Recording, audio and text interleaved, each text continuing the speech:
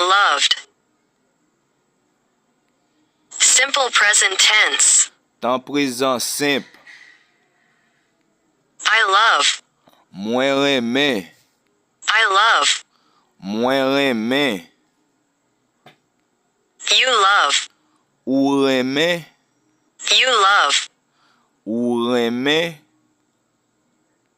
He, she, it loves. Li renmen. He, she, it loves. Li renmen. We love. Nou renmen. We love.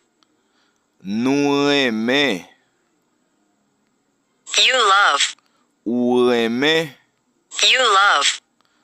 Ou renmen. They love. Yo renmen. They love. Yo renmen. Simple past tense. Temps passé simple. I loved. Mwen te renmen. I loved. Mwen te renmen. You loved. Ou te renmen. You loved. Ou te renmen. He, she, it loved. Li te renmen. He, she, it loved. Li te renmen.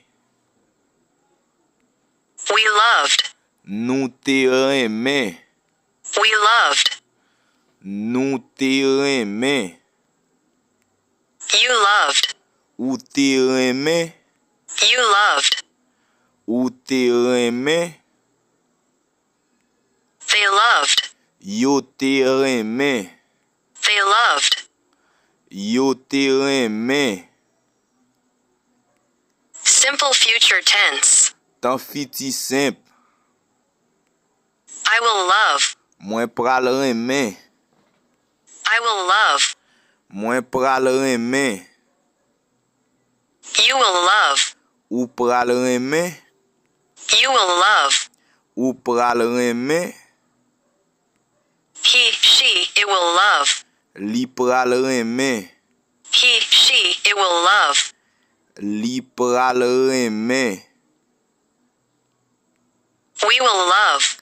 Nou pral renmen. We will love. Nou pral renmen. You will love. Ou pral renmen. You will love. Ou pral renmen. They will love. Yo pral renmen. They will love. Yo pral renmen. Simple conditional. Kondisyonèl senp. I would love. Mwen ta renmen. I would love. Mwen ta renmen. You would love. Ou ta renmen. You would love. Ou ta renmen. He, she, it would love. Li ta renmen. He, she, it would love. Li ta renmen. We would love. Nou ta renmen. We would love. Nou ta renmen. You would love. Ou ta renmen. You would love. Ou ta renmen. They would love. Yo ta renmen. They would love. Yo ta renmen.